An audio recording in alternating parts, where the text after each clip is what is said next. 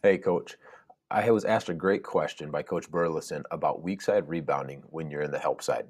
So, if you had a chance to watch our pressure defense masterclass, when I went over the different areas of the court, how we want to be on the help side, how our rotation works, then this is just an add on to that. If you weren't able to see that, inside the membership in the Coaching Academy, you can go into the defense section and you'll find that video as well as a 40+ page ebook on the defense's coverages and how to play pressure defense. So, the specific question, though, is how do we make sure that we're not giving up the weak side rebound when we're playing help side defense? And I'm going to give you a couple thoughts and then a couple of drills that you can kind of implement to help you out here. The first thing to think about is, where is your shot coming from? So we're asking our players to make sure that they're all the way in the help side. So if we cut our court down here and we've got a player who's down low here and the shot comes from the corner. Well, almost every coach says if you're going to have a 3-point shot from one side, it's going to 70% of the time go to the other side. I'm not sure that 70% of the time is accurate, but the idea is right that a lot of times it does go long. The thing to remember, though, is that rebounds that happen from a shot over here in the corner don't tend to be long rebounds. So the other thought is, well, if it's a long shot, you got to get prepared for a long rebound. That's not necessarily the case. The reason for that is when it's shot here, a lot of times the ball is going to hit on this side of the rim. And basically it hits and it continues in that same motion, just kind of a basic law of physics. And most of the time, those rebounds don't ricochet off and go a super long way to end up way out here. They ricochet off and they're going to end up somewhere kind of in this general area. Okay, so we're talking 8 feet from the basket. A shot that is shot from the corner that hits the strong side or the ball side part of the rim does tend to have a very long rebound. The reason that is because the rim doesn't move. The ball is not traveling in that direction when it hits it. It's going to ricochet and go somewhere else. And it's very random just because the rim is round, and however that ball hits it, it's going to kind of go in its own direction. Where on the backside, what we have is the ball tends to hit the top of the rim and then it just continues in the same path that it was going before. So there's always some randomness to it, but keep that in mind that the long rebounds tend to favor the side that the shot was taken on. The shorter rebounds, although they go to the weak side more often, don't always tend to go a long distance from the rim. So kind of keep that in mind. The next thing that we want to take a look at is, where do we want our weak side rebounder to be, or what do we want them to do? If that weak side rebounder is in the middle and we've got a man way out here, do we really want this person to run all the way out to the offensive person to try to stop them? And I would say no, we don't. That's just too much added effort, too much thinking, too much room for error. What we want to do is we want this person to make sure that they get about 10 feet or so outside and they're watching. Is this person coming in? If they are coming in, then yeah, we need to get in front of them. Now, a lot of coaches have kind of adopted the hit and get mentality that Michigan State has. And they're known for their rebounding. And what Michigan State is really good at is anticipation and having really good athletes. Okay, now the hit and get method is a great method, and it's what we use in our program.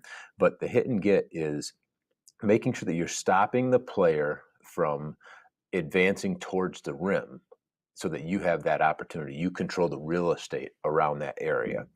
If you don't do that, if you don't stop them, then they have a direct line to any real estate that they want, except for the one that you're standing in. So we need to be moving and making sure that we get out at roughly 10 feet, and we're going to start covering this area in here, depending on where the offense is going. So that's one thing that we want to keep in mind with the hit and get. Now, Michigan State is known for their rebounding, but they're known for having great athletes. If you've got a 6'7", 6'8", 6'9" guy or somebody who just jumps extremely well, then the weak side rebound or any rebound in that matter, for that matter, is going to be a lot easier. If you don't have that, then we're going to be looking more at making sure we're getting in front of that person, maybe even blocking out. If it's an athlete who isn't as skilled or as quick, then you want to teach that player to block out more than you would somebody who is a pretty good athlete in your league or on your team, because they may be able to just stop a person and then pursue the ball. So where's the shot coming from first? Where do we want our rebounders to be? And then the last one is something that can be taught, but people with instincts do this a lot better. And that is the instinct of just pursuing the basketball, because it doesn't always fall into our lap. So we want to make sure we do the fundamental things right, but then we want to go after the ball. My leading rebounder last year was actually a guard, because he rebounded so well. He anticipated where the ball was going to go so well that he got to it before a lot of people did. And he was on the perimeter most of the time, not down low on the weak side. So that can have a huge impact. You can teach your players to anticipate. You should teach them about moving their feet, about going after the ball and being aggressive. And that will make a greater opportunity for you to get the rebound. But if somebody has that instinct already, then they're probably going to be one of your better rebounders, and they're definitely going to excel once you've kind of ingrained it in them with your terminology and with the way you want to approach it.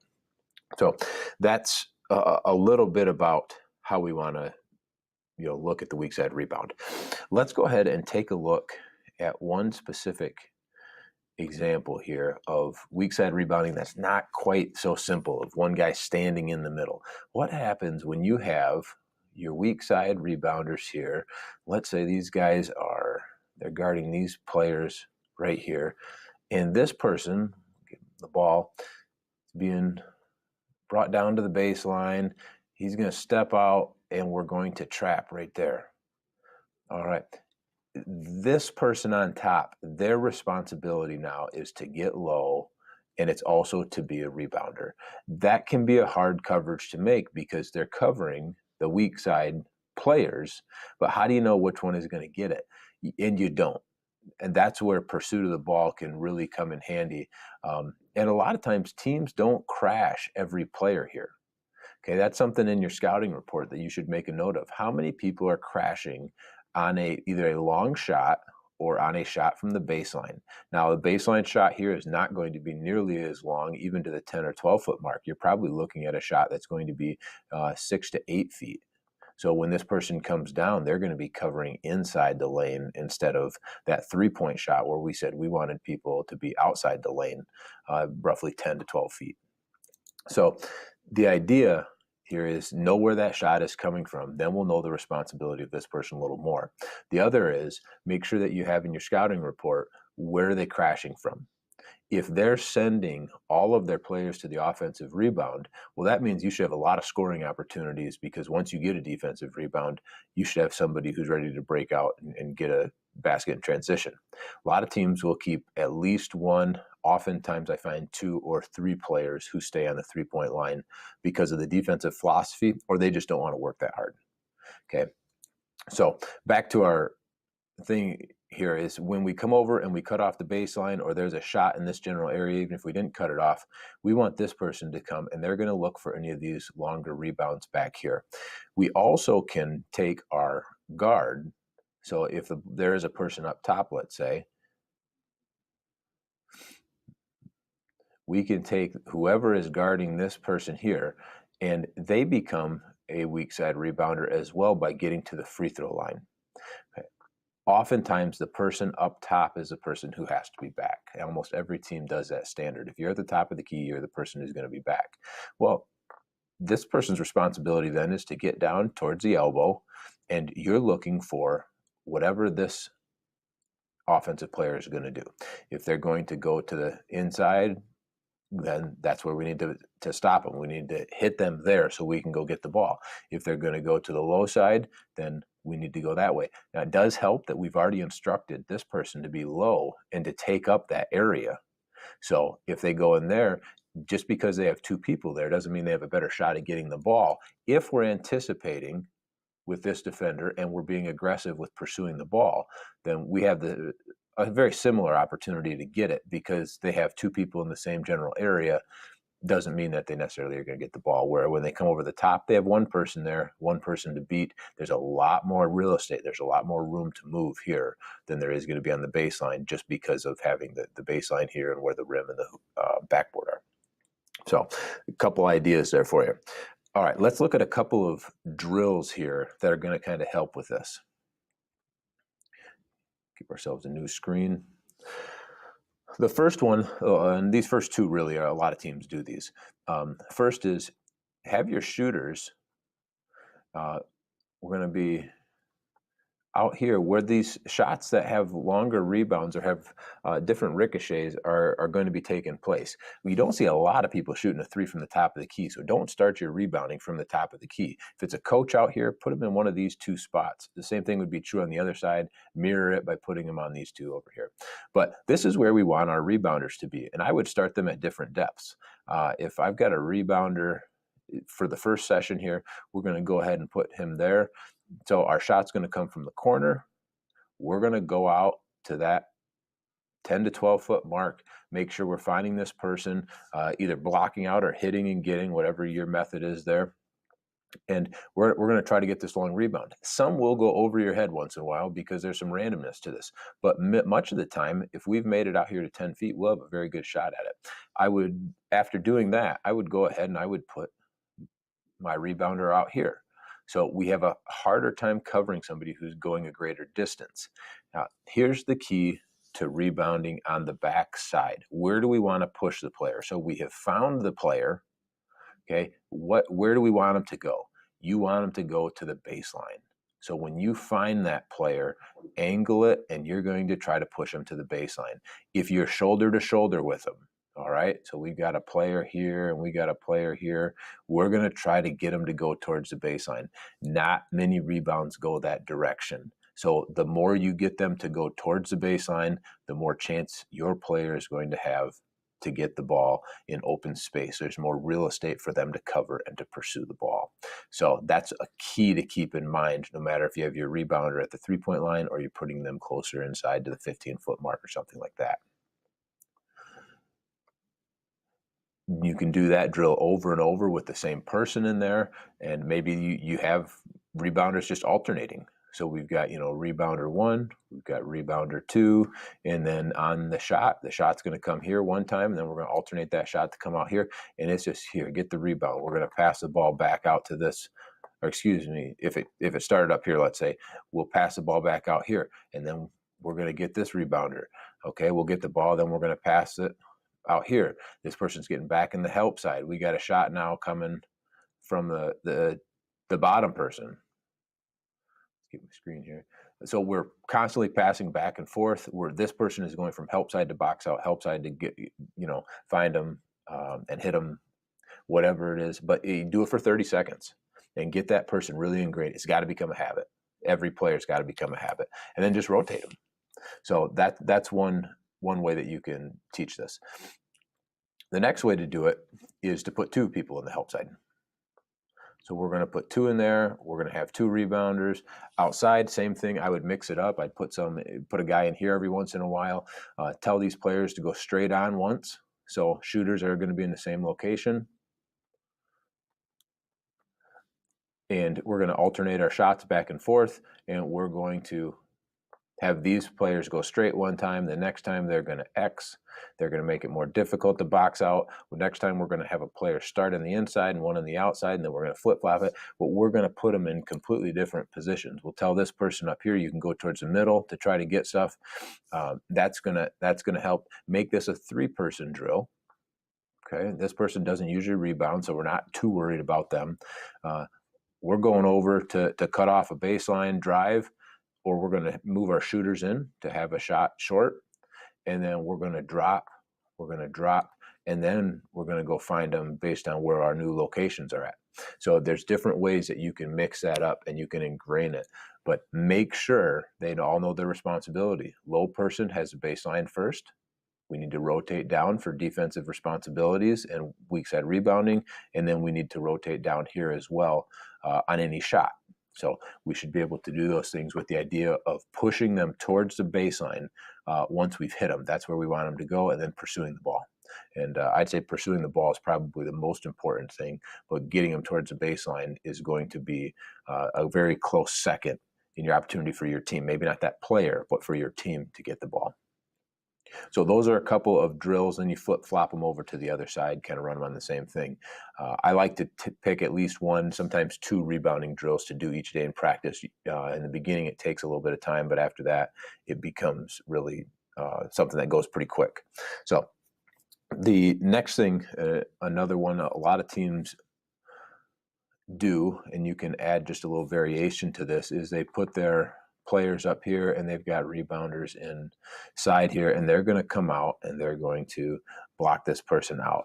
This one isn't as realistic in terms of where your players are coming from. The thing that it does is it allows you to have shooters in different spots on the floor. So the shot is coming from a different spot, and your defensive players can start to recognize where is the shot, where's the rebound going. If you know that the shot is coming from right here, then you're going to start learning that, man, most of those rebounds come straight back out or hit the backboard and end up closer. If it's coming from here, man, most of these rebounds end up on this side. So while I hit them, I know where to go to get the ball. And you start teaching them about how to pay attention to where the ball is, how to pay attention to where the rebound is going. This is a great drill to do that. It's not a great drill in terms of this is how you're going to be blocking out in a game, but it does teach, whatever you emphasize is what it's going to teach. It's going to teach hit them and get them. It's going to teach blocking out. It's going to teach pursuing the basketball, that kind of thing, which is always good. All right, let's go ahead and look at circling the wagons, which we like to do every once in a while. We just put 3 players in here. They're going to circle up, and literally they're walking or jogging in a circle. And then we're going to throw our defensive players out here, or offense, and we're going to have them go the opposite direction. So when the shot is made, let's say we're just going to shoot from the corners. So we have a coach or a player down here ready to shoot. As soon as that shot goes up, these players are going to match up with somebody different, and a lot of randomness is created. And this helps anticipation. It helps the hit and get. It also helps because you may have a player end up here, and they've got to just pick somebody because it's not clear cut. So they pick this person over here. This guy picks this person over here. This person picks somebody different. So somebody's left unrebounded. That's where the pursuit of the ball really comes in. We've done a decent job of taking away the biggest threats. We haven't taken away them all, but in a game, you don't take away all of them either. Just because your players aren't right next to the person, or we're in the help side and we can't get there fast enough, but we're pursuing the ball. And the pursuit of the ball is huge. So that's one that we like to do as well. You can put your shooters out on the perimeter as well if you want. So it just kind of depends where you want them to go. So these are the defensive concepts that I've used. These are the weak side concepts that I've used, the rebounding ideas, some of the drills that we've used. And I think it's teaching your players what to look for. How do you want them to play? Are they boxing out? Are they hit and get? Are they rotating down on the defense? Do they know where the shot is coming from?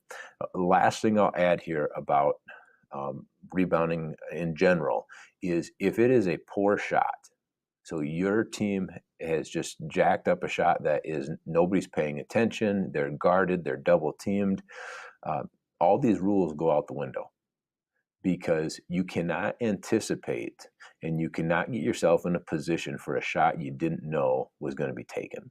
And I see that a lot with teams is somebody comes down, they don't have a good understanding of shot selection, so they just take whatever. And the big guys right there below the hoop, but they got their back to the ball. They had no idea it was going up. The guard never rotated down because the shot was taken. So on the offensive side, it helps your team rebound when they know the shot is there. On the defensive side, it doesn't really help or hurt your defense compared to the offense. What it does is it means whoever is anticipating and pursuing the basketball the hardest is going to have the best chance at winning because nobody knew the shot was coming. So if you can teach them to pursue and anticipate, you're going to eliminate some of that because really poor shot takers mean really crazy rebounds, and the block out, the hit and get, all that stuff doesn't work when nobody anticipated it. It's whoever gets there and hustles the hardest and the fastest to get to the ball. So coaches, hopefully this helps you out, gives you a few ideas to think about, gives you some drills that you can implement. and go get it done with your team. This fits into the pressure defense system and how we play help side and get rebounds. Thanks for watching this video. If you enjoyed this, please subscribe to the channel and head over to CoachMattDennis.com for more videos like this and other great resources.